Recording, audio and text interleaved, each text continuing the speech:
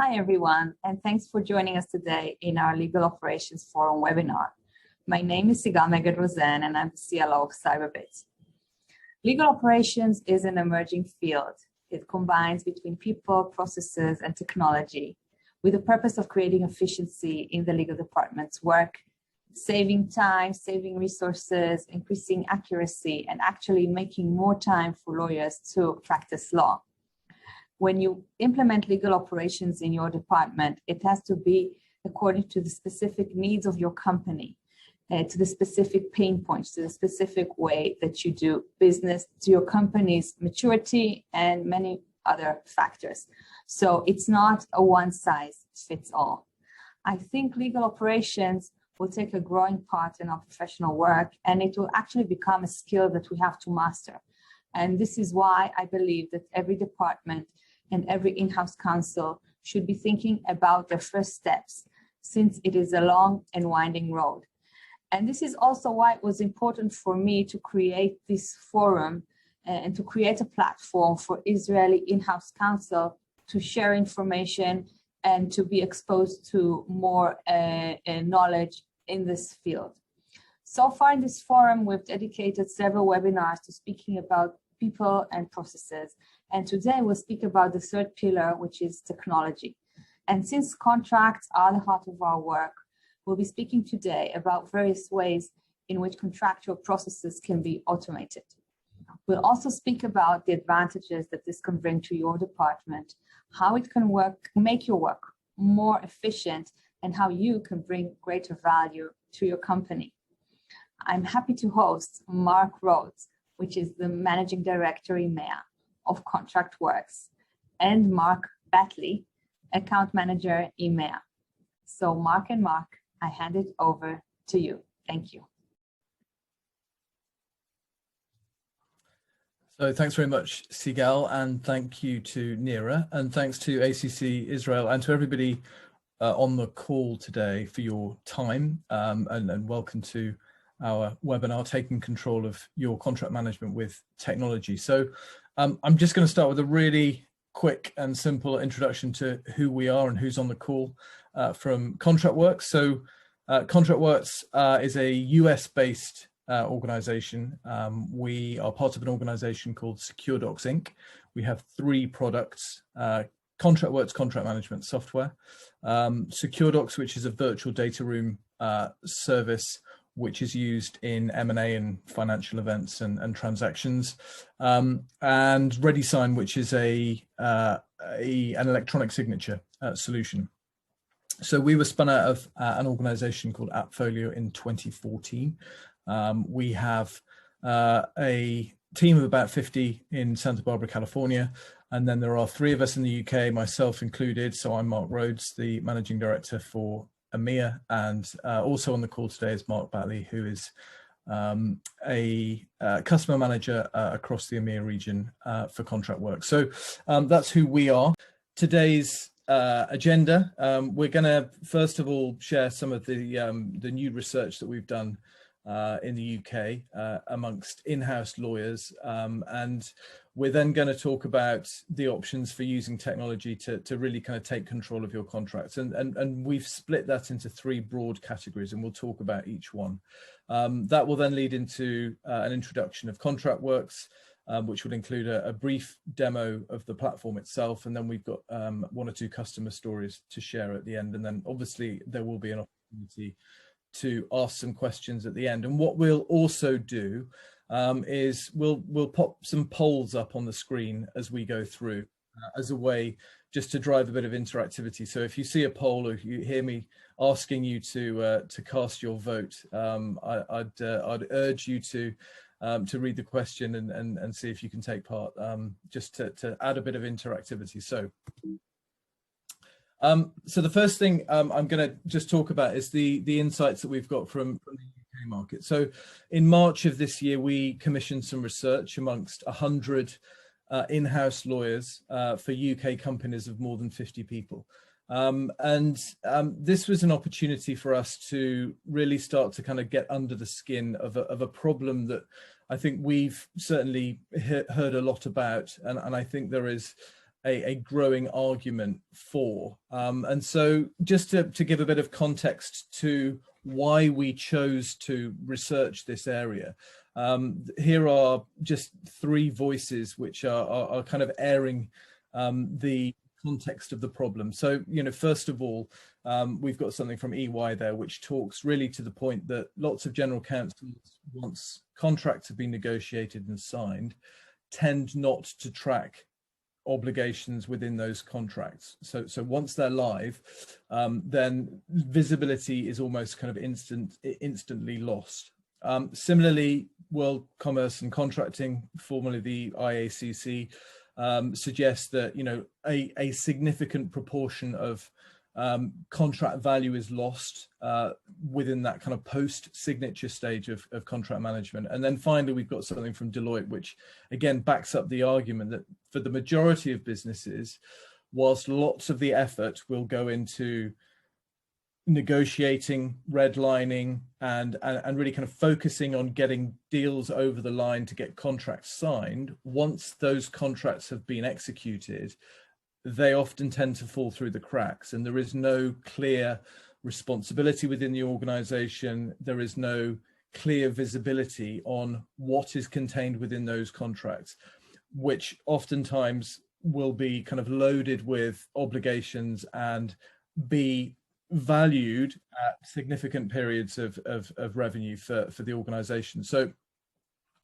really what we're trying to kind of unpack here is the nature of this problem that we see as this kind of post-signature contract visibility challenge. So that's really the context for our research, and we're going to keep it simple. It's about how contracts are being stored, how legal teams are remaining on top of the obligations within those contracts, what options there are for technology to be able to kind of take on some of those challenges. So the first area that we're going to look at is simply how contracts are being stored. So really in terms of understanding how legal teams and organizations are choosing to take their live contracts and store them for everybody to be able to access and to see.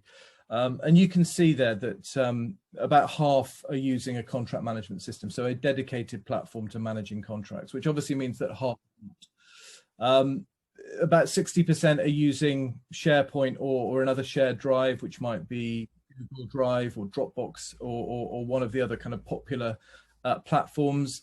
And some are using dedicated document management systems. But I think importantly, if we look at the last two on this list, 35% and 25%, there are lots of organizations who are storing contracts in all manner of places. And really this kind of talks to a significant challenge that we address at ContractWorks, which is when customers come to us and say, we don't know where our contracts are and we don't know what's in them. And I think importantly here, more than half, in a separate study we did in the US earlier this year, said that they're dissatisfied with their current solution. So I'm going to put a poll up actually, and I'm going to ask you to tell us where your team stores its contracts. And it's not a trick question, it's not a difficult question, hopefully, but you should be able to see that on your screen now. And really what we're trying to, as I say, understand is, what are the popular choices for where organizations are choosing to keep their contracts.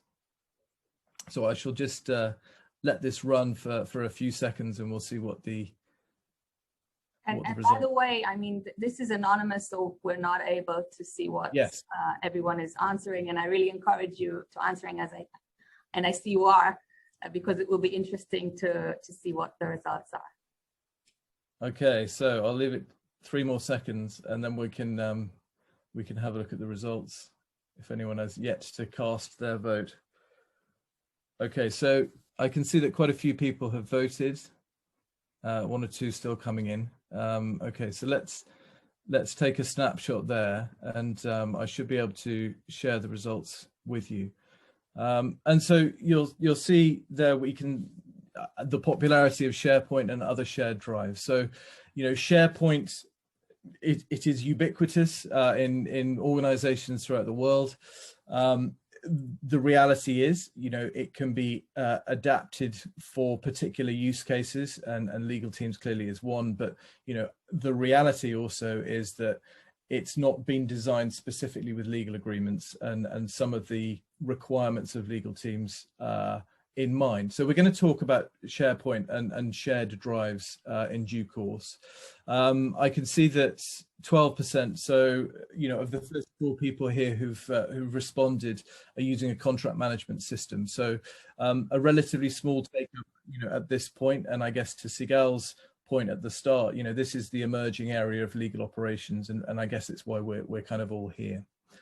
Okay, so let's move on to the next slide.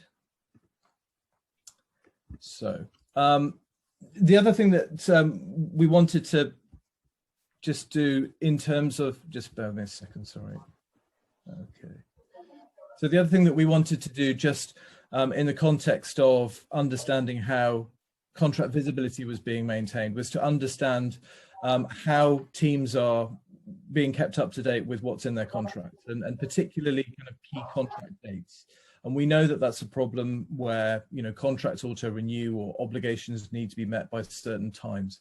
And so, more than 20% still have no system of automated alerts. So there's still a significant amount of kind of manual processes involved here. Excel at 32% is always a popular choice because, again, it's one of those popular office softwares that people are used to using. And then, I think perhaps most alarmingly, we've got, 15% of people using Post-it notes and people even talking about writing reminders on their hand of, contract dates which may relate to significant amounts of money. So I'm going to pop up another poll question. And again, I remind you that this is an anonymous poll. And we'll just ask you this time, what methods have you and your team employed to remind yourself of key contract dates? And so, choose all that apply, and we won't judge you if you've been using Post-it notes or sticky notes. Really, this is just trying to understand the extent to which there is automation here currently. So we'll just let that run for a few minutes.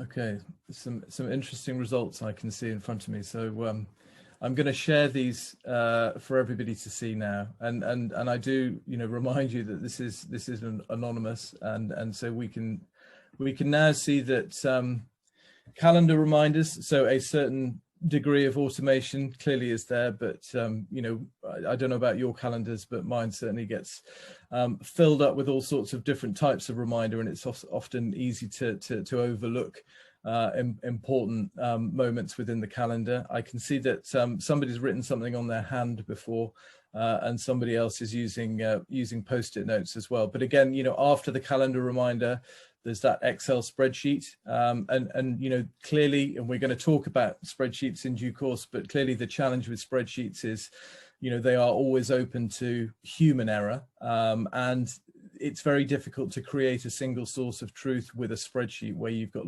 people contributing to the same document. Okay, so let's move on to the next one. So the next question was really about responsibility, and this comes back to the point at the start about contracts being completed, organizational effort going into negotiating and getting contracts over the line, to get the best deal with a supplier or to win the next customer. But actually, once those contracts have been signed and that live contract now applies to the organization, who is responsible for tracking it?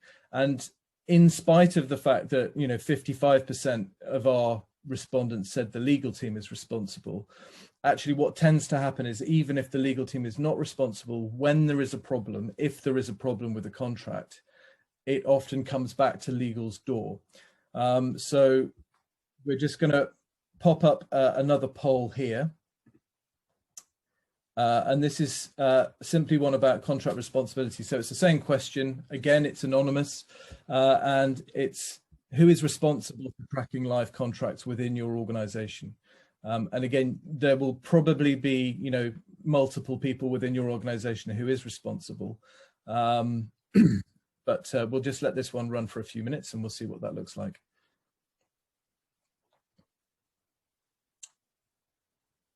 So I can see lots of people are replying with this one.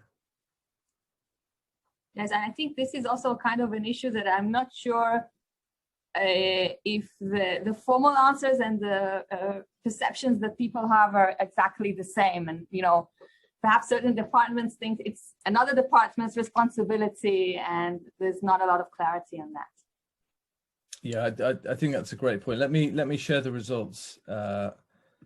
So interestingly here, you know, there are, it's a fairly kind of widely devolved set of responsibilities here, and you know, we can see that individual business owners are the most popular answer here in terms of that responsibility, but you know, there's no clear-cut responsibility here for the legal team. And I think probably the theme here with all of these individual business owners plus the various departments suggests that, you know, there's a lot of scope for contract ultimately to kind of fall between the cracks, you know, fall between these teams, and that's often where we see contract visibility being lost, you know, for post-executed executed contracts.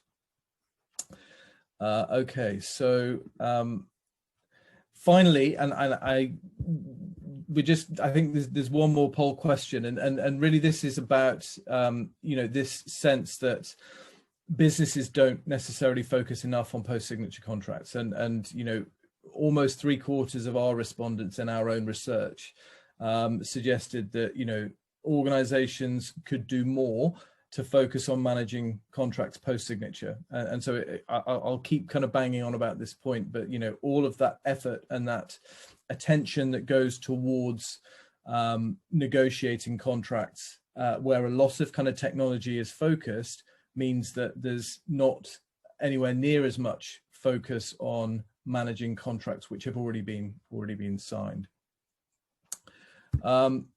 Obviously, financial consequences are significant when it comes to missing contract obligations. So you can see here that financial risks are the biggest concern for lawyers, followed by productivity and effectiveness, as well as reputational risk. And then when it comes to contracts auto-renewing, which we often hear horror stories about, and often is, you know, the source of significant kind of financial consequences for lost contract visibility. 56% of the companies from whom we were interviewing lawyers told us that they'd missed an auto-renewal, and you know, 41% in the last 12 months alone. And actually, what's interesting here is that of those who had missed an auto renewal, on average, they'd missed 2. So it's more of an organizational, institutional problem. And then, of course, there's the financial consequences of doing that. And we were doing this in GB pounds, which, you know, was roughly £41,000, which is 58,000 US dollars. So that was the average penalty or cost of missing a contract as a result of that missed auto renewal. And so it's not insignificant, and I'm going to pop up one more poll question, and this is the last one.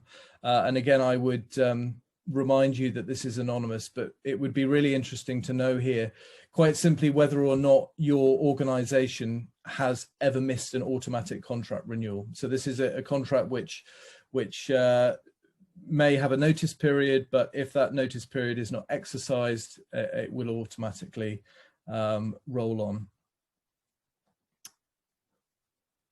Okay, so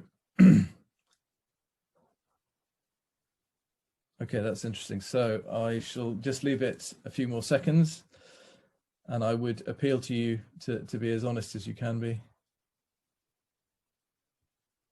Okay. Right, so let's share those results, and I guess that's a fairly stark message to all of us in terms of the ease with which contracts can auto renew, and those automatic contract renewals can be missed. So we can see that 64% of you, and that, you know, that was a good turnout for that particular question, have missed an automatic contract renewal. Okay, so let me just stop sharing that. Finally, I'm just going to mention the fact that, you know, we wanted to understand why technology wasn't necessarily being deployed as a solution to some of the challenges that we've set out here. And really, when it comes to barriers, you know, more than a third don't believe that they have the resources. Almost a third don't really know, or don't feel as if they know how to choose the right solution. And then there's obviously the kind of the challenge of budget as well. So we're going to cover all of these things in the next section, in terms of how to, you know, get a start on using technology to tackle some of these issues. So broadly, we're going to talk about three options when it comes to taking control of your contract management so the first option is essentially to use the technology that you have in place now, and that might well be SharePoint or another file sharing or shared drive type platform, and lots of you appear also, you know, to be using that currently. The second is what we would sort of talk of as a point solution, so taking a particular challenge within the contract life cycle and deploying technology to be able to solve that.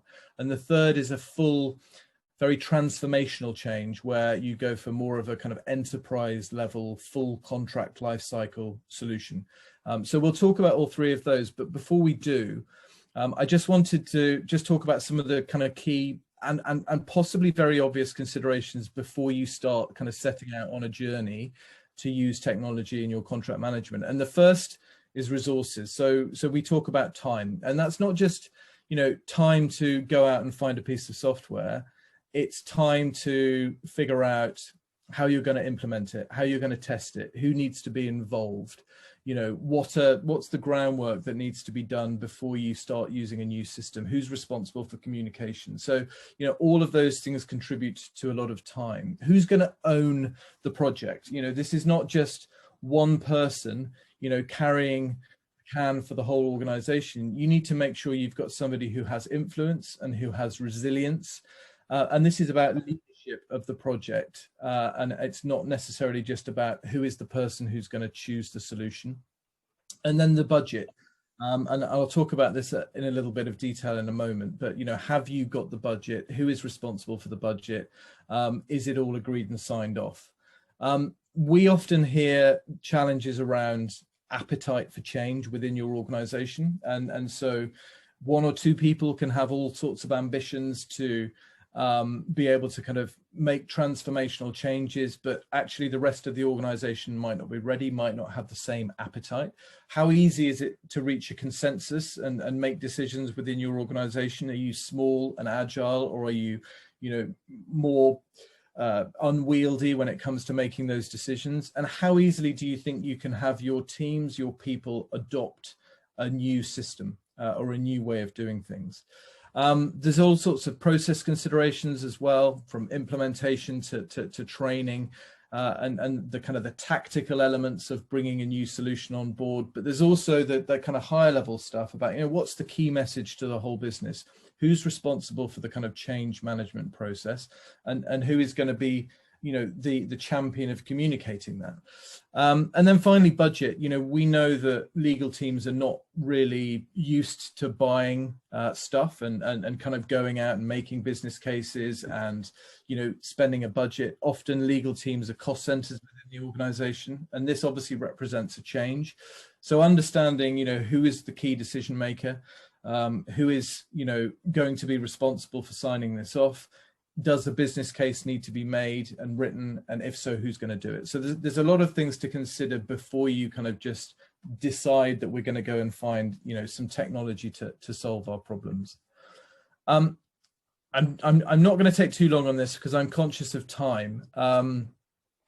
There's an exercise which I've borrowed from my personal kind of history in marketing, which is about, you know, the best way to, or it's certainly quite an old school and slightly antiquated methodology for creating an advertising campaign, but it really takes us to a place where we focus in on the problem at the start. And so you can turn, all of these marketing elements into questions which are applicable really to any kind of business problem. But there's one thing that I just want to really have us focus on at the start, and that is, what's the problem? We see technology projects fail within organizations within the contract management space often. And one of the key reasons that they fail is because there is a lack of focus on what the core problem is. And so it's very easy to look to implement a kind of technology intervention and for it to become a long list of features and a long list of nice to haves. And, if you get more stakeholders involved, somebody else will have something that they want it to do. And actually, they might only ever want it to do that once or a couple of times a year. And so the reality is you lose sight of the problem because you're blinded by features and all of these things that we think it should be able to do this, we think it should be able to do that. So I guess probably the most important piece of advice I could give when it comes to choosing technology to affect positive change around contract management is to really focus on the problem. Prioritize what needs fixing first, see if you can find a solution to that, and don't get drawn into this area where you just end up with a very long list of features and nice to haves. Okay, so those three options that I talked about in terms of technology. The first one is to use your current technology. And this doesn't mean that, if you're using SharePoint at the moment or you're using Dropbox, that you've cracked it and you've sorted it and you're all okay and good to go. This is about taking technology that exists within your business and adapting it for your processes and the needs of your legal team, finance team, compliance team, whichever teams it might be. And so usually this involves getting some external or some internal support and somebody who has a kind of technical understanding of these systems and can really adapt them for what you need within your organization. And obviously by using the technology you already have, it's going to help with the adoption because most of your people will be using it. It will be probably already deployed organization wide, which helps to kind of build that collaborative visibility. And importantly, it means you can kind of keep costs down because it's stuff that you're already using. There are some risks and considerations, inevitably, actually that internal IT support, how reliable is it? You're going to have to call on a lot of goodwill to make sure that that is an ongoing support resource. Over time, this might mean, costs go up as you continue to customize. And I think there's a real risk here that if one or two people are responsible for this, if somebody leaves, who's going to take it on? What happens? And then lastly, really, it's just that fundamental point that these systems are not built specifically for legal documents or the needs of legal teams. And so, platforms like Excel are going to be at risk of, or certainly open to human error. The next option is that kind of focused contract management. And this is a point solution which picks off a part of the contract lifecycle that you have been able to identify as your kind of most problematic area and addresses it specifically. And that's really what ContractWorks does for that post execution phase. So, but similarly, if you've got a problem with getting contracts signed, you might need an electronic signature system. If you've got a problem getting contracts drafted at the start, you might need a contract authoring system. But actually what it's saying is that you don't need to address everything at the same time within the life cycle of a contract. You can just focus on the problem that you've got. It's going to be quick to onboard, so you'll get that kind of high sort of speed kind of return to value. So you should see payback quite quickly. Very well supported. So these systems are built with support and implementation in mind, and it should solve your problem fairly quickly. Clearly the risks or the considerations here are, whether or not this is a solution that's going to develop as the organization grows. You might have other systems that are doing the same thing. So are you going to be kind of duplicating effort? And, actually, as your organization scales, is this going to be something which stands still? Does it need to be able to integrate with systems as you grow? So really, it's just about thinking about the future with a point solution like this one. And then lastly, there's the enterprise. In fact, let me just go back. So something which is really important to mention here, which as I went into the next slide, I remembered I hadn't said. That is the fact that with a SaaS product, you have very predictable cost. So usually these services are subscription services. So what it's going to cost you for the next 12 months. What it's going to cost you for the next 5 years in reality. And so it enables you to solve your problem whilst being able to kind of maintain control of what it's going to cost you to be able to do that. So the last option I want to talk about is what we call the enterprise CLM solution. So really this is full contract lifecycle management. And so we're basically talking about solutions which solve for very complicated workflows, every challenge that you're likely to face, from authoring contracts through collaborating, through negotiating, through storage, right the way up to renewal. And these systems will be very advanced. They'll probably use fairly advanced levels of artificial intelligence and machine learning, and really kind of leveraging some important kind of technology here. And they will be full of integrations so that they can seamlessly operate with systems that are being used by procurement or by finance or by sales. Inevitably, the considerations here are financial and resource related, so significant in terms of cost and in terms of time commitment. And we will typically see the need for a team to be built to be able to kind of support getting the system up and running, or external consultants to come in and help with the implementation part. So these things don't come at an inexpensive outlay for an organization, and obviously those costs can be ongoing in terms of subsequent support and maintenance as well. So those are the three kind of broad, kind of in brush strokes solutions that we see. So using your existing technology and adapting it, choosing a point solution which focuses on the problem that you've got, or the third one, really kind of going all out for this full sort of transformational approach. And so next, I'm just going to introduce you very briefly to ContractWorks. And so we sit in that second bucket as a point solution in that, particularly that post-execution phase. So on this slide, you can see, the typical life cycle of a contract, which starts with the request.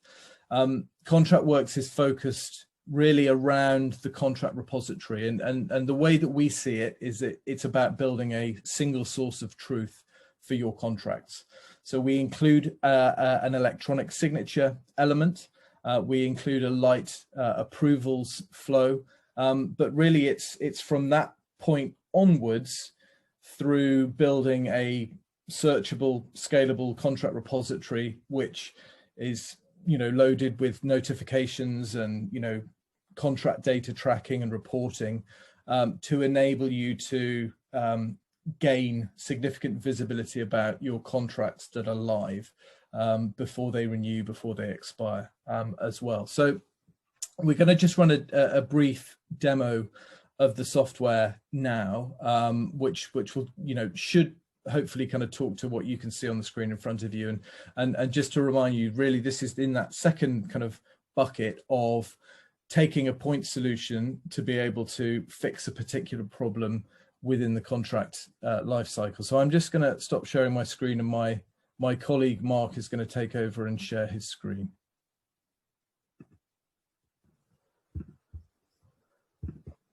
Okay. Right. Hi everyone. Can people see this screen? Yes, I've got a nod from Sigal there. Fantastic. So really, yeah, following up from from the last few slides, especially those related to contract works, and as the other Mark says, this is a point solution, or quite often we term it as post execution side of contract management. So it's the place to store your executed contracts, send them out for electronic signature using our own built-in tool if you wish, or if you've got other signature solutions, or you do them in pen still, just being able to import those completed copies, bring them into the solution to be stored in an orderly way, key metadata captured in a process we call tagging, and then being able to be very forensic with what is in your contracts and set up very detailed reports and email notifications for key milestones. So where we're at the moment is our home screen, which doubles up as our documents folder, where you can lay out a folder structure that's going to work well for you. So for the purpose of this demo account, I've got this as different types of agreements, but our customers have a range of options here, different locations, entities, departments, however you wish. And one of the things you would get with Contract Works would be an implementation manager, a dedicated one who you've free and unlimited access to, in addition to 24/7 support. And one of the things they will do is they will lean on their experience to help you, create a folder structure and anything else, within this system that is customizable to your specific needs and making you get the absolute most out of it. A folder structure level, you can control user access. So if you've got, if there's a number of users you want, but you don't necessarily want to have access to everything, you can control that at a folder and subfolder level. And from this screen as well, we can bring contracts in. So you've got an upload button there, or you can drag and drop, from anywhere into the system. It will maintain any folder structure you've already got within it. And what it will do very, very quickly is bring those contracts into the solution. It will go through a stage of processing called OCR, optical character recognition. And what that will do is that will read the characters within the words of your contracts or documents and make them searchable both within a contract and at an overall reporting level, effectively rendering this a search engine of all the words within all of your contracts. Once everything is in, the concept of tagging is kind of integral to the system. So if I just open up a contract here, and you'll see down the left here, I've got a number of what we call tags with metadata fields, with metadata against them. And what I'm going to do is I'm going to step back a moment and go to templates, which in this context refers to groups of tags for different agreement types, which you are able then to build out. Because, for example, the metadata you wanted to capture for an NDA might be different to the metadata you wanted to capture for say, a master services agreement. And what you can do is you can build these out for what is important to you. You can add new tags which are totally unique to your business.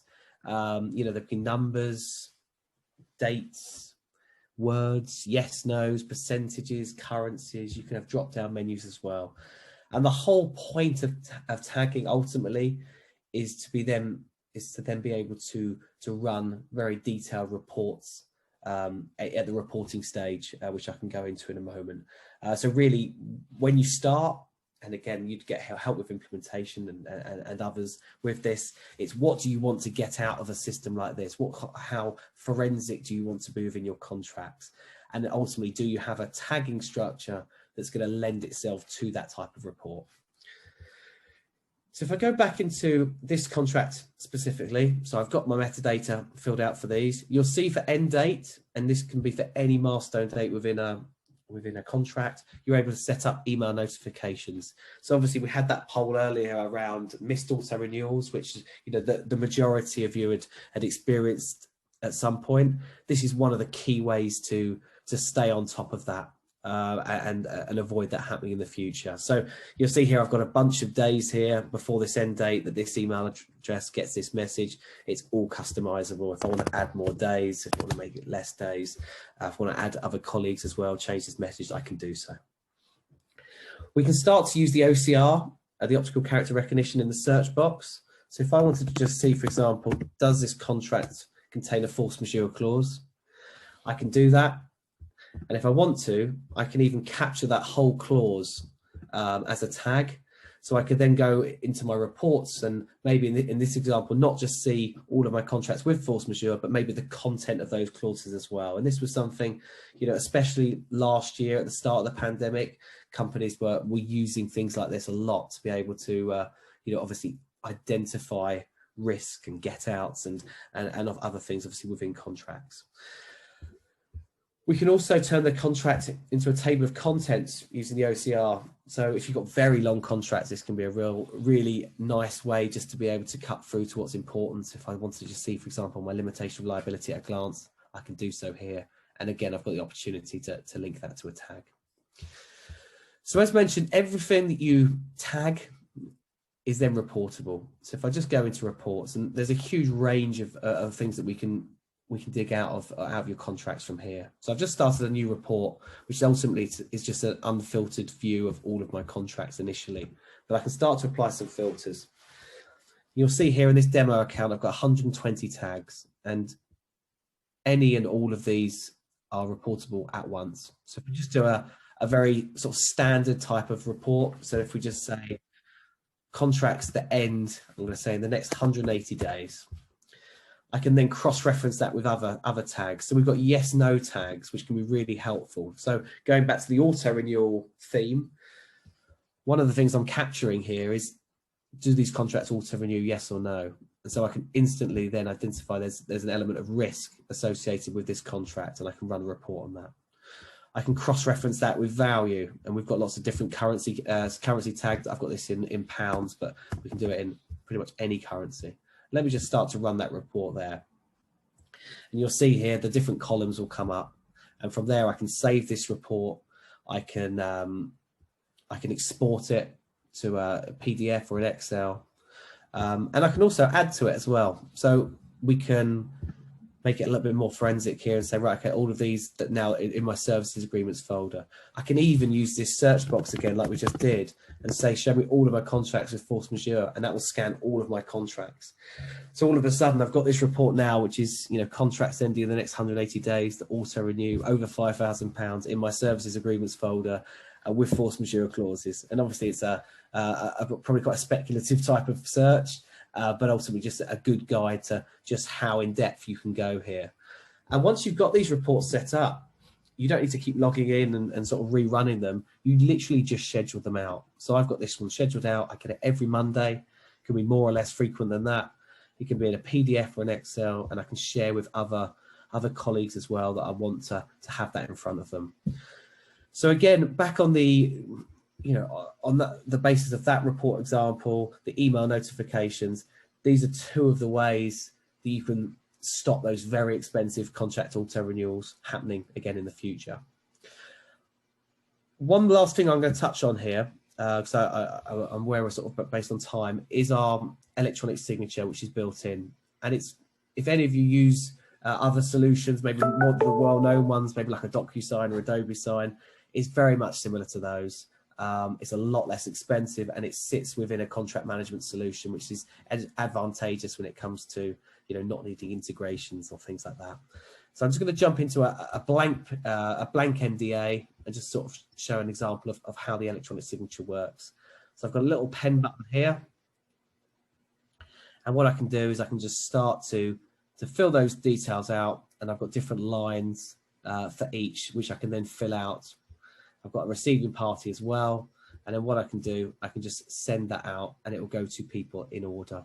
And once they've been sent and saved, I've got a little sign tab here where I can keep in control of everything that's out for signature, everything that's been signed, and just have an ability to run reports, send reminders to people, and just have a constant visibility and awareness of what is out for signature. Because sometimes, if you're using electronic signature and you don't have that, things can get out of control very quickly. You forget what hasn't been signed. Even more so if things are still being done, by pen, because there's only so many times you can chase people, to find things before maybe it gets forgotten. So a very, very good tool, this, to be able to track what's there. And that's kind of it. There's obviously a lot more detail we can go into at another time. And you know, I urge obviously any of you that are interested in hearing more, you know, we'll share our details and we can book maybe more tailored demos for your specific needs.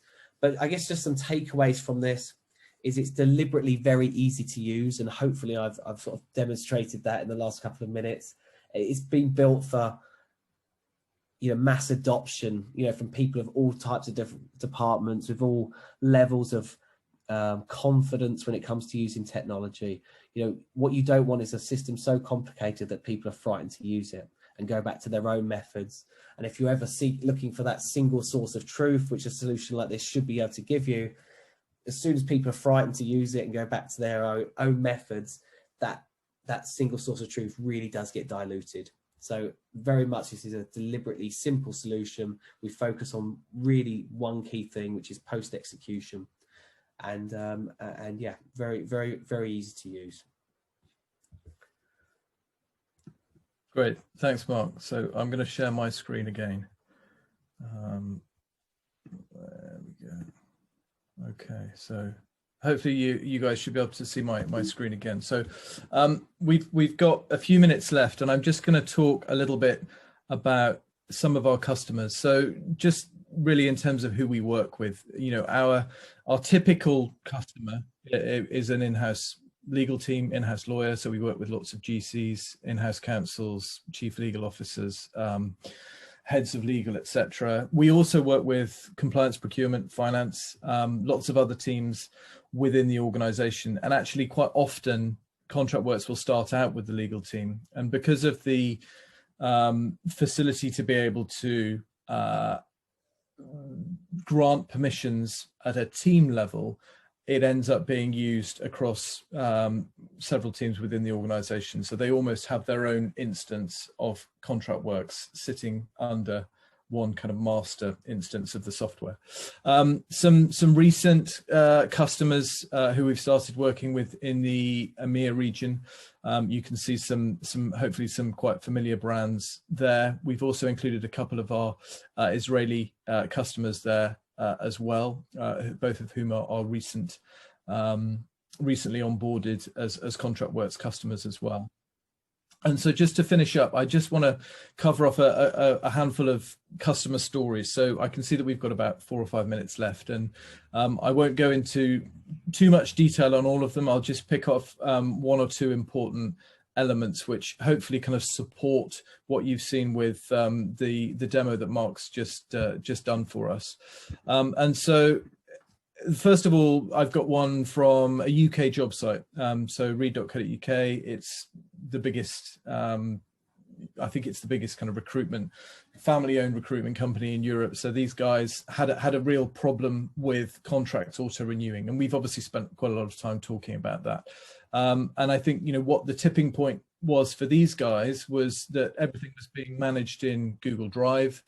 A contract auto-renewed at $30,000, and they missed the opportunity to renegotiate what ultimately they didn't want to keep. So instantly there was a cost to the business. And so they've brought all of their legal contracts into ContractWorks out of Google Drive, which has enabled them to build reminders of contract dates, as we've just seen with the demo that Mark's done. They've built out reporting, which gives very senior stakeholders visibility of contract expenditure and what forward commitments they're making.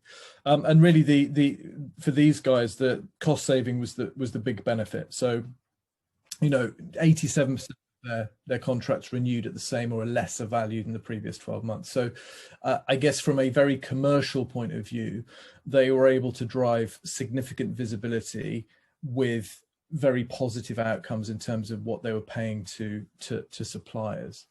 The next one is a global SaaS company that has a large legal team actually based in India called MindTickle. And their challenge was twofold. One is that they had one source of truth, which was an Excel spreadsheet. And so the visibility of what was in their contracts was really limited to what they'd been able to get into a spreadsheet. And obviously there were kind of productivity and other issues around using that one spreadsheet. But the other challenge that they had was that they had lots of paper copies of contracts as well. So they used some scanning technology, and we do offer this ourselves as well, and we have a hookup with an organization called Fujitsu to offer scanners. But they basically used took scanned copies of their contracts, which were then uploaded, read by the optical character recognition, which meant they could then tag all of their contracts for key information and make the whole of their portfolio of contracts searchable, which has obviously been significant in terms of reducing the amount of time it takes them to respond to queries around their contracts, and as well as to give stakeholders around the world significant improvements in contract visibility. And then the last one I'm just going to touch on here is audio codes in Israel. Our contacts at Audio Codes told us that they essentially had a black hole database where essentially everybody who had anything which vaguely looked like a legal document was being uploaded into a database, which meant that there was no standardization in terms of naming processes, the way in which key information was being captured, the results of which meant that actually finding anything was almost impossible. It was very, very difficult to be able to identify key information. And this comes back to what Mark talked about with tagging and making this central single source of truth, making it possible to be able to interrogate it, searchable, reportable, and so forth. And importantly, this allows for better collaboration with other departments.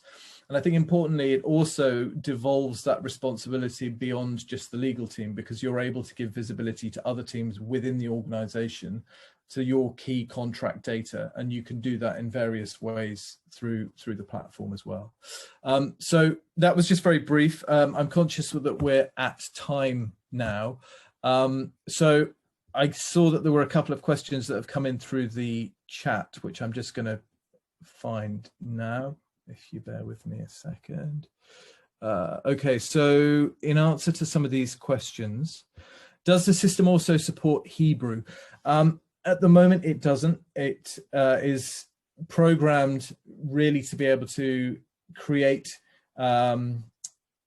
searchable, a search facility for contracts which are written in the Roman alphabet. So English predominantly, but it does also work in other European languages. We do have customers who are working with contracts which are not written in the Roman alphabet. We have a customer in Japan who uses ContractWorks. So it's still possible to tag information within contracts, but actually the act of going and finding the relevant part of the contract can't be automated with the search function, but it can still be tagged. The interface remains in English, however. Does the system interface easily with SAP? It doesn't. Well, there is no standard integration with SAP. We've deliberately kept the system very, very simple. And so in terms of integrations, we have an integration with Salesforce. Beyond that, we can usually work with other systems through the reporting, and particularly with the Excel. We also have an email in function as well. Can we transfer agreements from current document system to this one? Yes, absolutely. And so, that's a very common use case where our implementation team can assist in terms of moving en masse, and we can do a bulk upload of contract metadata as well if it exists in other systems, and we can do that using spreadsheets as well. And then, Sigal, have we got time for me to answer one more? Yes, I think so. Let's take one. Great. More. Okay. Is it possible to share specific parts from an agreement and not the entire agreement? In theory, yes. And again, that's one that I would probably kind of push towards our implementation team to answer. I think importantly, a distinction to make here is that ContractWorks as a management of, as a system of management for legal documents is not a document editor. So it's not possible to kind of edit documents within the system, but it is possible to choose any kind of part of documents to be able to import. So I think the answer is probably yes to that one. And I think importantly, we offer very generous document limits within our packages. So all of our pricing is on our website. All of our packages come with unlimited users, and really the only difference between each of our 3 packages is the number of documents that you put into the system.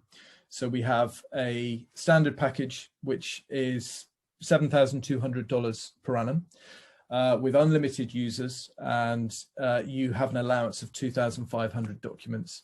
And then we have our enterprise package at the other end, which is $12,000 per annum.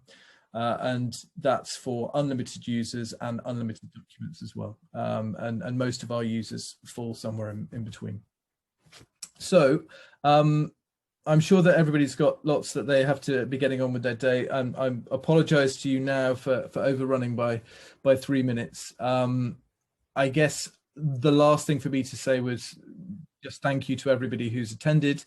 Thanks to Sigal, to Neera for allowing us to come and talk to you. Hopefully on some level there will be something that you can kind of take away from this. Obviously we would hope to have piqued your interest in contract works, but I think importantly, I think my closing message would be that, there are, this notion of losing contract visibility is very commonplace. We hear it all of the time. Our customers come to us telling us that they've lost control of what's in their contracts and where their contracts are, and really specifically that's the problem that we address. I think the takeaway from a technology point of view is whether you choose to go for a point solution like ours, or you choose to stick with what you've got, or you go for that sort of more transformative approach, always focus on the problem that you're trying to solve, and remember that your legal technology, the technology that you choose to implement, doesn't have to solve everything all at once.